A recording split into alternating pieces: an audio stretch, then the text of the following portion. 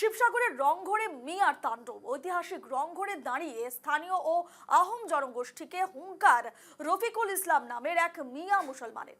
বঙ্গাইগাঁওয়ের এই রফিকুল ইসলাম নামের মিয়া মুসলমান রংঘর ঘুরতে গিয়ে উজান অসমে মিয়া থাকবেই, মিয়াদের কেউ তাড়াতে পারবে না বলে মন্তব্য করার পাশাপাশি আহোম এবং স্থানীয়দের ভয় করি না বলে সাম্প্রদায়িক মন্তব্য করেছিলেন।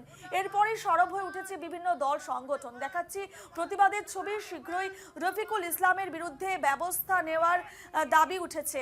এই ঘটনার পর জোরহাটে রফিকুল ইসলামের কুশপুতুল দাহ করে একাংশ স্থানীয় যুবক রফিকুলের বিরুদ্ধে ব্যবস্থা নেওয়ার দাবি জানিয়েছেন তারা। শিবসাগর মিয়াদেরকে খেদানো হয়, এই শিবসাগর থেকেই বলছি আমি যে ভাই, যারা মিয়াদের উপরে অত্যাচার করো, এই দুনিয়াটা তোমরা সৃষ্টি করো নেই, এই দুনিয়া তোমাদের ছেড়ে যেতে হবে। বুঝেছো? বাংলা ভাষা বুঝো কি? তোমালোকৰ ৰংঘৰৰ পৰা কৈছো, ঐতিহাসিক ৰংঘৰ। ইয়াৰ পৰা তোমালোকে এটা কথা জানি লোৱা, এই পৃথিৱী কাৰো বাবে চিৰস্থায়ী নহয়।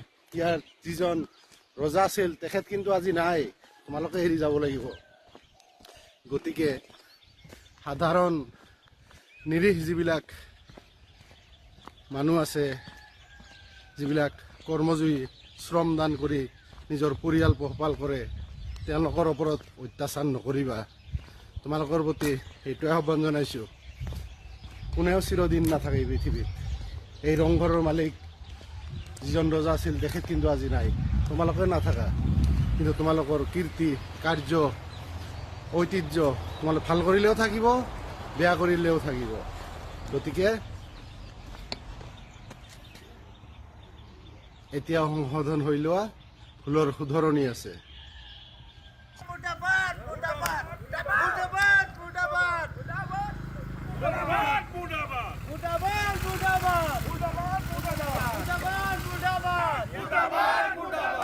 রফিকুল ইসলাম মুর্দাবাদ, মুর্দাবাদ, মুর্দাবাদ।